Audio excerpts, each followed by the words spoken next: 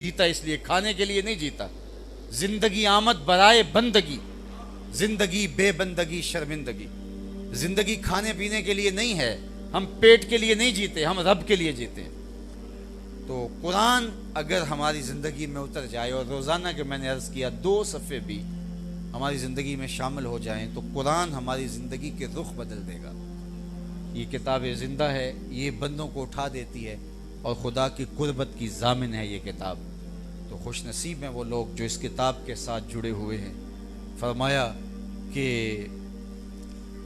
قرآن پڑھا کرو دن کے اجالوں میں اور رات کی تنہائیوں میں. اور پھر بھی ارشاد فرمایا کہ قرآن پڑھا کرو اور قرآن پڑھتے ہوئے رویا کرو.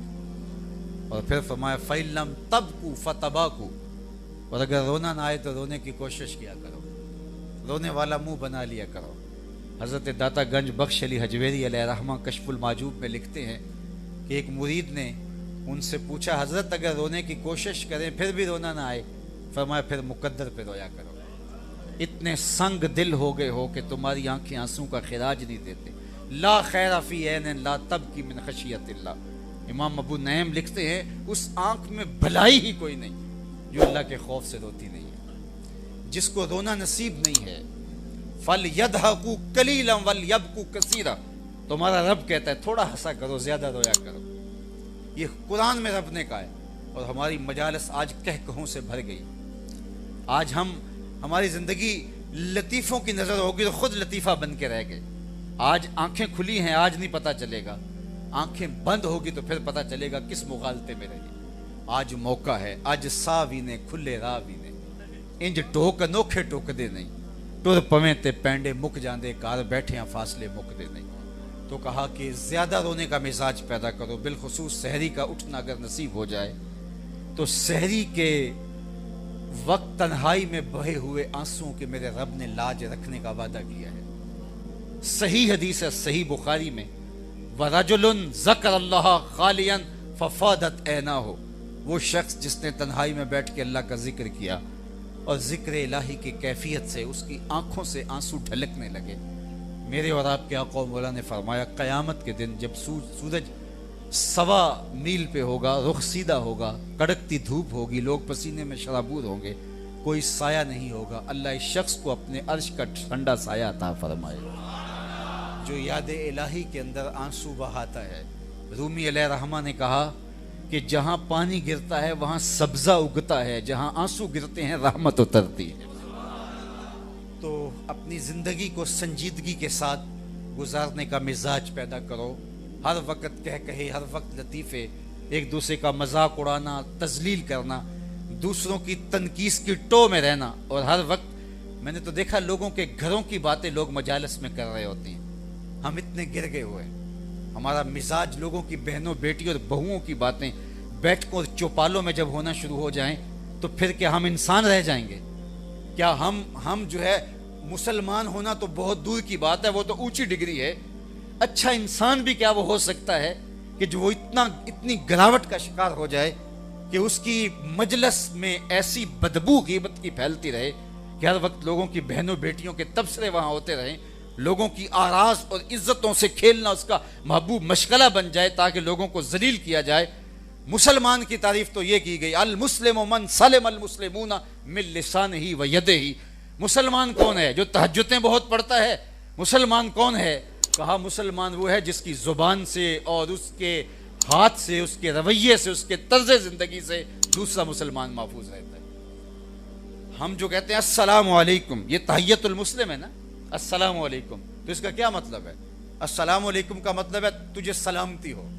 تو جب کوئی شخص کسی کو کہتا ہے السلام علیکم تو گویا وہ اس کو ضمانت دیتا ہے کہ میری طرف سے بے فکر ہو جا، میری طرف سے تیری جان بھی محفوظ ہے، تیرا مال بھی محفوظ ہے، تیری آراز، تیری عزتیں بھی محفوظ ہیں. اور وہ آگے سے کہتا ہے وعلیکم السلام، مجھے ضمانت دینے والے میری طرف سے بھی بے فکر ہو جا، تیری عزت کو، تیرے مال کو، تیری آبرو کو، تیری جان کو میری جانب سے بھی کوئی خطرہ نہیں ہوگا. یہ ہے مفہوم السلام علیکم کا. لیکن آج ہم السلام علیکم کہہ رہے ہوتے ہیں اور سلام لیتے ہوئے انگلیاں بھی کاٹ رہے ہوتے ہیں. تو یہ پھر سلام نہیں ہوتا، یہ منافقت ہوتی ہے. تو سلام ضمانت دینا ہے، سلامتی دینا ہے. ہارون الرشید کے دربار میں ایک قیدی لایا گیا جس کو سزائے موت ہونے والی تھی، تو اس کی یہ آخری آرزو تھی کہ مجھے بادشاہ کے سامنے پیش کر دیا جائے۔ بادشاہ نے کہا ٹھیک ہے، اس کی یہ آرزو پوری کر دی جائے۔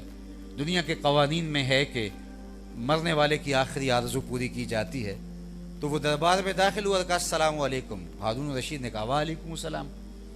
تو اس کے بعد آرزو تیری پوری ہوگی؟ اس نے کہا ہو گئی، چلو اس کو پکڑو اور اس کو قتل کر دو۔ اس نے کہا مجھے قتل نہیں کر سکتے۔ کہا کیوں؟ کہا بادشاہ نے مجھے بری کر دیا۔ کہا بادشاہ نے کہا میں نے کب بری کیا؟ کہا آپ نے کہا نہیں وعلیکم السلام، تیرے اوپر سلامتی ہو۔ اللہ اکبر۔ تو بادشاہ مسکرانے لگے، کہا کہ جاؤ میں نے اس کو آزاد کر دیا۔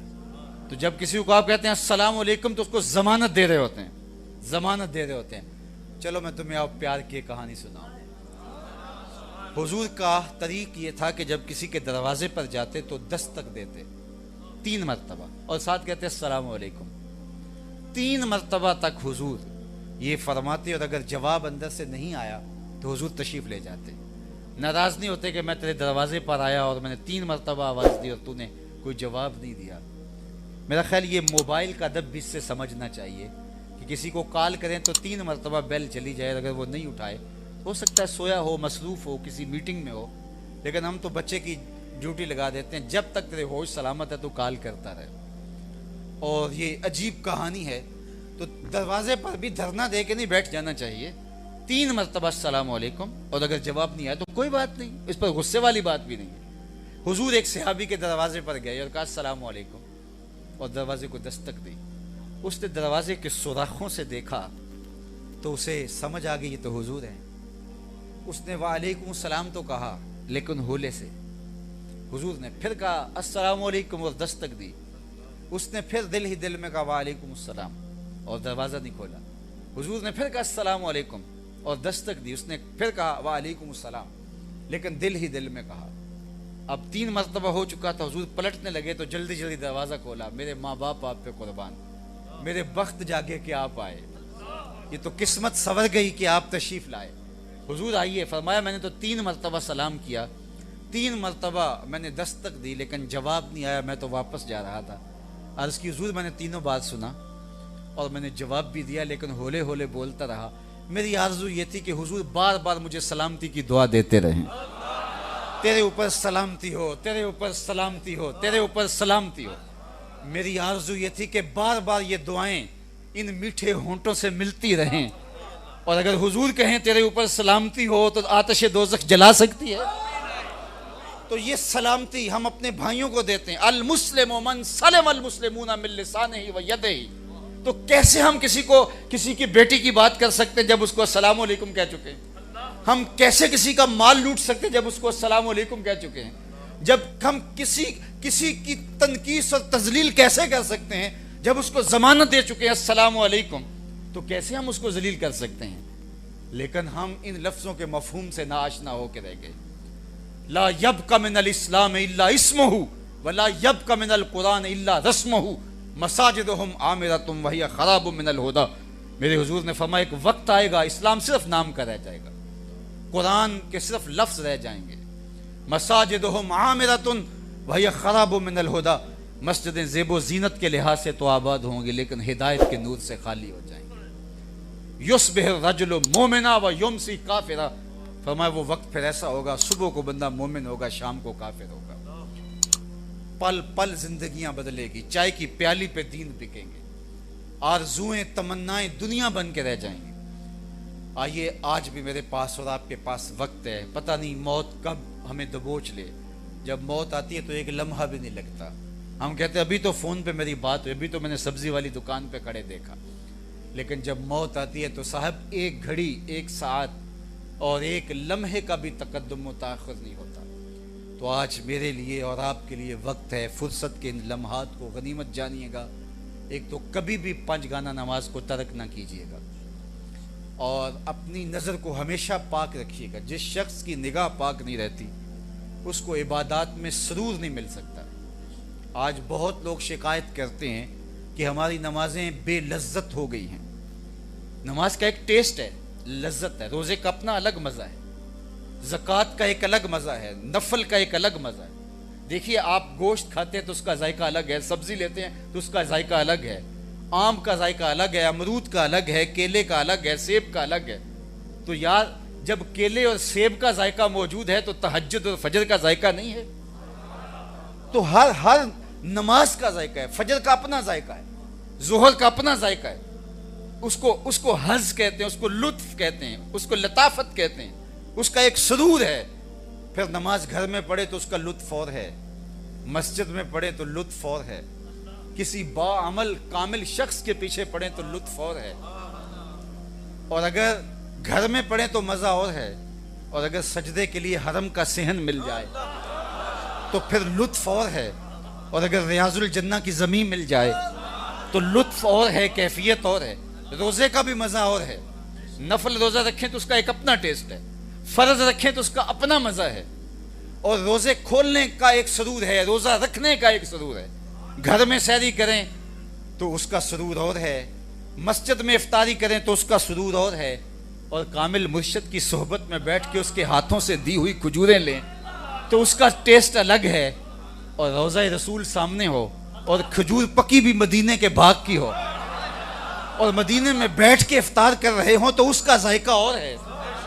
ہر چیز کا ایک ذائقہ ہے، لیکن اگر ذائقہ چھن جائے، وہ آج کل وہ کہتے ہیں کرونے سے ذائقہ چھلتا ہے، اور جب بد نگاہی کا کرونا ہو جائے تو پھر نہ نماز کا مزہ، نہ روزے کا مزہ، نہ حج کا مزہ، نہ زکوٰۃ کا مزہ، پھر زندگی بے روح اور بے مزہ ہو جاتی ہے۔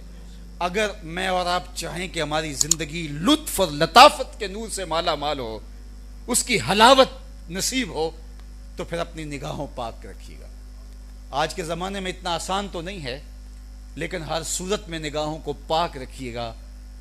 میں ضمانت دیتا ہوں آپ کو کہ سرور عبادت کا نہ آیا تو میرا گریبان پکڑنا، کیونکہ کیوں؟ ایمان کی حلاوت ہے، خالی ایمان ہی ایک کیفیت دیتا ہے، یہ سرور کہ میں مومن ہوں، یہی ایک نشہ ہوتا ہے۔ اللہ اکبر۔ اور پھر جب ہم عبادات کرتے ہیں، کسی کامل کی صحبت میں بیٹھتے ہیں، تو وہ جو اندر آپ کے خوشبو چھپی بیٹھی ہے ایمان کی، وہ پھیلنا شروع ہو جاتی ہے۔ اسی کو باہو نے کہا تھا نا، اندر بوٹی مشک مچایا اتے جاں پھلاں تے آئی ہو، لیکن ہم نے کبھی اس کو چھیڑا ہی نہیں ہے۔ کستوری کا مزاج یہ ہے، اس کو جتنا رگڑیں گے اتنی مہک پھیلتی چلی جائے گی، تو اس کو کبھی رگڑ کے تو دیکھو یار، ذرا اس کو تھوڑی سی دھونی لگا کے دیکھو تو صحیح، اندر خوشبوئیں پھیلا دیتی ہے۔ ہمارے اندر تو بدبوئیں پھیلی ہوئی ہیں، غیبت کی، نا اتفاقی کی، نفرتوں کی۔ اپنے اندر کو صاف جب کریں گے تو یہ شفاف حجرہ، یا گندی جگہ پہ تو آپ کسی مہمان کو نہیں بٹھاتے، اور کوئی آپ کے گھر میں نفیس شخص آ جائے اور گندی جگہ پہ وہ بیٹھے گا، چند لمحوں کے لیے بیٹھے گا تو اٹھ کے بھاگ جائے گا۔ تو کسی کے لیے آپ آراستہ کرتے ہو، پلنگ بچھاتے ہو، نئی چادر دھلی ہوئی بچھاتے ہو، خوشبوئیں سلگھاتے ہو کہ آنے والا ذرا آسودگی سے بیٹھ جائے۔